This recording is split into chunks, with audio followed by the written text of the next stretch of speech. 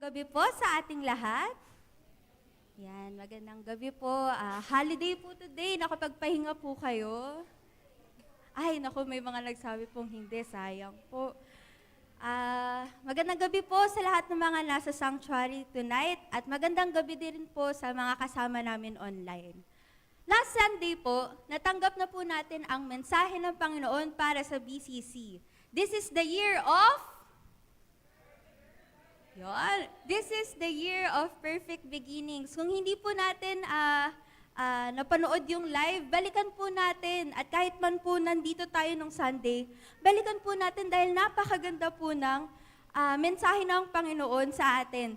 This 2025, sa 5785 sa Gregorian calendar, ay sa Hebrew calendar, we start with grace. And we also end with grace.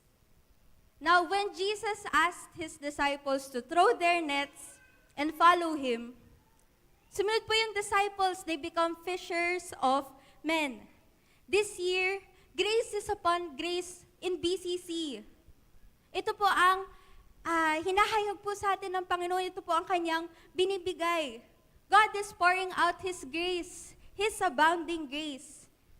At ano po ang gagawin natin doon? Ano po yung action natin? Ano po yung tugon natin?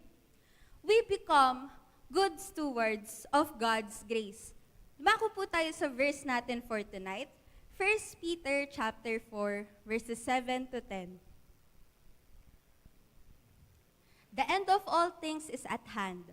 Therefore, be self-controlled and sober-minded for the sake of your prayers. Above all, keep loving one another, since love covers a multitude of sins. Show hospitality to one another without grumbling. As each has received the gift, use it to serve one another as good stewards of God's varied grace. Tayo po muna ay manalangin. Thank you, Father. Thank you, Jesus. Thank you, Holy Spirit. Lord, maraming salamat po sa gabing ito na pinagtipon-tipon niyo po kami. Lord, I pray na ma-receive po namin ang message nyo tonight. Ito po ay tumimo sa aming mga puso at ito po ay lumago. Lord, kayo pong magtago sa akin sa inyong likod. Tanging salita nyo lamang po ang mamutawi sa bibig ko ngayong gabi. Maraming salamat, Lord. In Jesus' name we pray. Amen.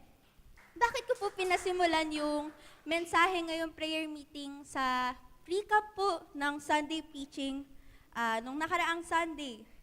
Kasi nakakatuwa po talaga si Lord. Ang galing po kasi ito pong message for today, matagal na po siyang nakatakda. Hindi ko pa po naririnig yung message ni Pastora nung Sunday. Ito na po ang mensahe na gustong ihayag sa inyo ng Panginoon ngayong araw.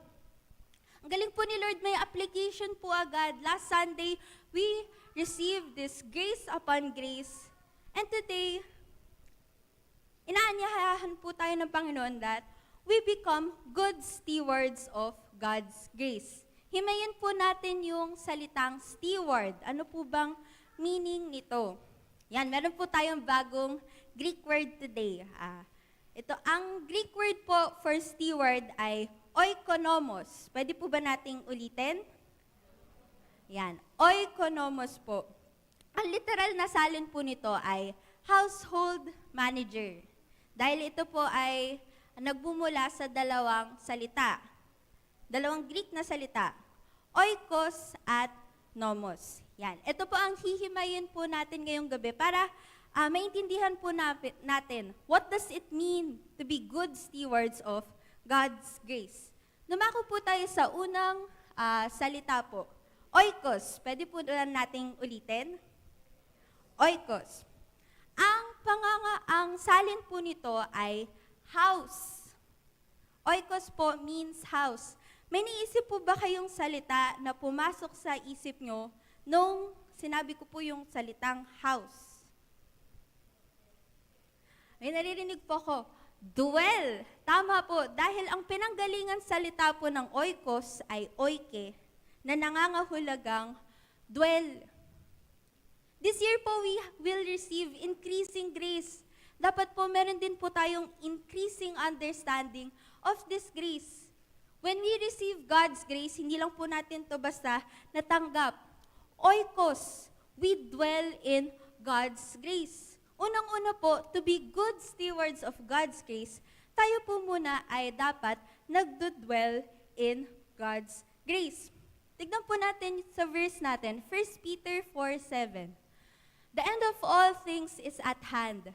Therefore, be self-controlled and sober-minded for the sake of your prayers. The end of all things is at hand. Ito po ay reference sa last days, but also it is a reminder to be mindful of our time here on earth, to be mindful of our life. Akyat po tayo sa 1 Peter 4 verse 2 para makita po natin bakit po kailangan nating maging mindful sa buhay natin dito. Verse 2, so as to live for the rest of the time in the flesh, no longer for human passions, but for the will of God. God's grace. We receive God's grace the moment we accepted Jesus Christ, the moment we receive our salvation. And from that moment on, hindi na po tayo nabubuhay sa according to the flesh. We are now living according to the will of God. So to be good stewards of God's grace, it is also to live according to God's will.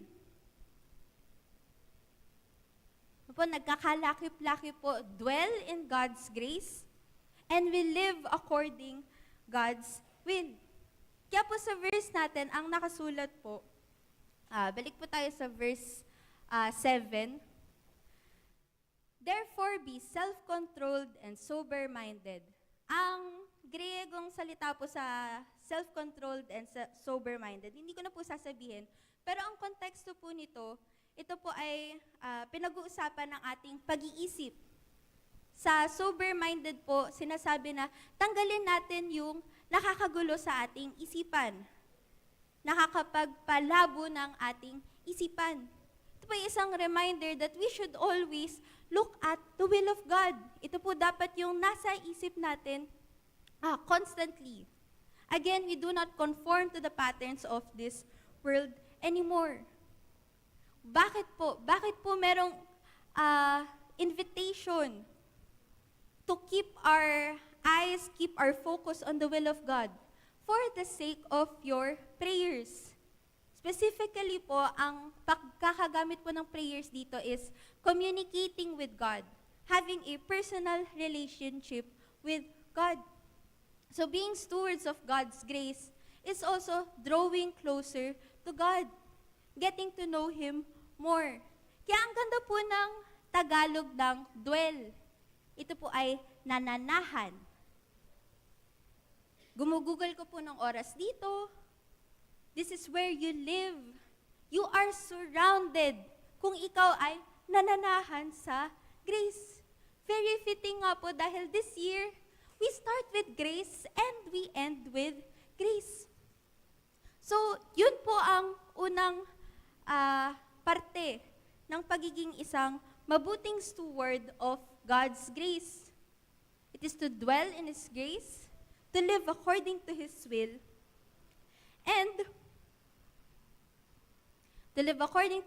and to draw closer to Him.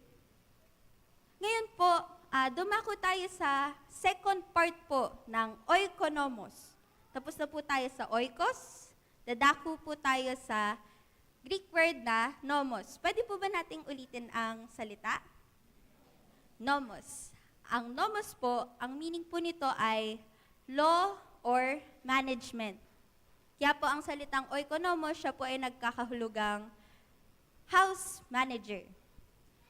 So, ang salitang nomos po, ang pinanggalingan niya po ay salitang Nemo. Hindi po finding Nemo ha, pero ito lang po yung Greek word, Nemo, na ang meaning po ay parcel out. Kapag sinabi po nating parcel out, dinidivide po natin ito, parcel, and then out, distribute, binibigay po natin sa iba. So yung grace po na natanggap natin, the grace we experience, hindi lang po ito nananatili sa atin. As good stewards of God's grace, ito rin po ay hinahayag natin sa iba, sinishare natin, we parcel out. Hindi lang po nananatili sa loob natin, ngunit ito po ay out, lumalabas po, overflowing grace nga po ang meron tayong grace this year. So to become stewards of God's grace is to share His grace. Tignan po natin sa 1 Peter 4 verse 10. As each has received the gift, use it to serve one another as good stewards of God's varied grace. Kaya po inunahan po tayo na mag-dwell muna kayo sa grace ng Panginoon. Draw closer to Him. Because this grace, it is a varied grace. Ang salin po sa KJV ay manifold grace. At ang ganda pong adjective ang manifold dahil parang ito po yung pinapakita ni Pastora last Sunday na waves. Yung waves po, pag umalon siyang ganon, hindi naman po sila magkakaparehas, di ba? Kada bagsak po ng wave, iba-iba sila, at patuloy lang po silang bumabagsak as long po na may hangin. Ganun po yung grace ng Panginoon. Hindi lang siya isa, it is varied, it is different, it is diverse. Kaya po pinapag-dwell po muna tayo sa grace ng Panginoon para po yung grace na nasi-share natin sa iba. Ito rin po ay iba-iba rin. Marami po tayong options. Bakit po ba tayo maraming options? Sa verse 9 po, ano po natin? Show hospitality to one another without grumbling. Show hospitality to one another without grumbling. To share God's grace po is to serve one another. And in what way should we serve one another? With this hospitality. Nung panahon po nila Pedro, panahon po nila Paul, sa paghahayag po nila ng salita, sila po ay nagta-travel. Travel sila dito. At yung mga lugar na pinagta-travelan naman po nila, hindi naman po sila nakatira doon. Sila po ay foreigners. Ito po yung hospitality na tinuturo sa mga believers noon. Dahil pagdating po doon ng mga naghahayag po ng salita, mga Christians po before, marami po silang pangangailangan dahil wala nga po silang source noon. Dahil hindi naman po sila taga doon. So sina Pedro po, sina Pablo, tinatanggap po sila ng mga believers na pag binasa niyo po ang New Testament, marami pong accounts po nito. Sila po ay binibigyan ng pagkain, ng matitirahan. Kaya po, kailangan po nating maintindihan na iba-iba po ang manifestation of God's grace dahil iba-iba rin po ang pangangailangan ng tao. And if we are to serve one another, if we are to share God's grace, dapat alam po natin ang needs ng mga tao. Needs po ng ating fellow brethren. Doon po nakafocus yun. Ano po bang kailangan ni brother, ni sister? Ay naku, parang kulang siya sa finances niya today. O kaya kailangan niya ng tulong lumipat ng bahay. If you have the finances, if bilines ka ni Lord in finances, share. Share your finances. Kung pinagpala ka ng Panginoon sa lakas, share your strength. At again, varied po ang grace. Meron at meron pong paraan para ma-share po natin ang grace ng Panginoon sa iba. Through prayer po, pwede po natin i-share ang grace ni Lord. Parang andali lang prayer, pero again, prayer is very powerful. This year din po, there is power in our mouths, in our declarations. Declare grace upon one another. Yun po ang pagiging steward of God's grace. We share the grace that we receive and we use it to serve one another. Madali lang po ba ang maging steward? Tanong niyo po. At Hana, madali lang po ba maging steward? Sinasabi na po ng verse natin, show hospitality to one another without grumbling. Kailangan pong sabihin na gawin nyo ito ng walang reklamo. Meaning po, hindi po madaling maging isang mabuting steward. Kasi syempre, isipin natin, tutulong ba ako? Kaya ko ba mag-share? May matitira pa ba sa akin? Kaya nga po, pinangunahan na tayo. Akyat po tayo ng isang verse bago po yung verse na yan. Verse 8, above all, una sa lahat, keep loving one another earnestly, since love covers a multitude of sins. Ito po yung motivation natin dapat, ito yung nasa isip natin whenever we share God's grace, whenever we serve others using the grace that God has given us. Love. At yung love po sa verse na yan is the same love in John 15, verse 13. Greater love has no one than this, that someone lays down his life for his friends. Ito po yung love na dapat sinishare din po natin kasama yung grace. This is the love of Jesus Christ. This is the love of God. Kaya po, every time we share God's grace, remember na, yes, we also receive grace. And above all, we also receive the love of God. Kaya ito rin po ang i-share natin sa ibang mga tao. To be good stewards of God's grace is also to share the love of God.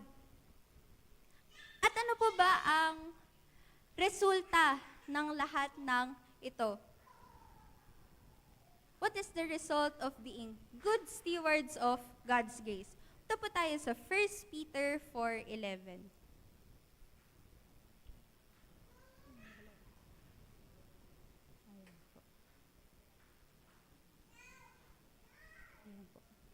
Hala, nag-dark po siya.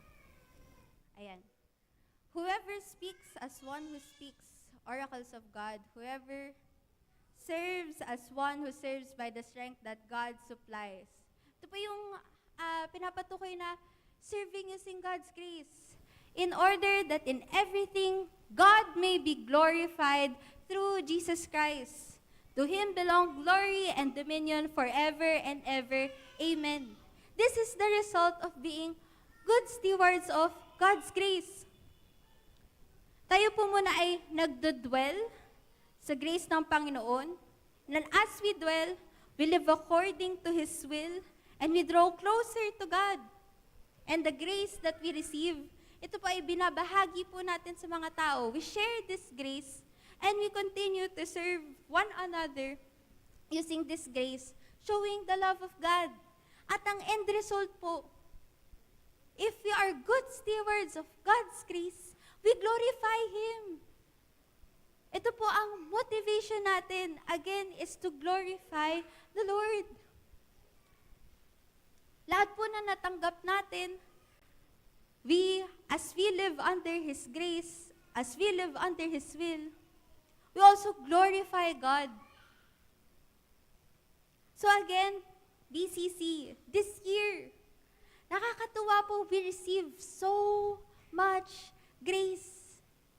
And I pray that we may be good stewards of this grace and continue to glorify our Lord.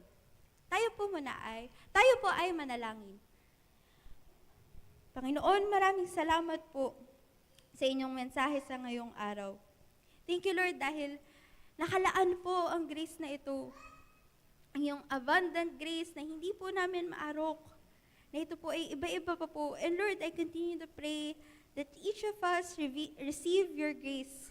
May we continue to live under your grace and to continue to live according to your will. Sa inyo lang po namin ibinabalik lahat ng papuri at pasasalamat. In Jesus' name we pray. Amen.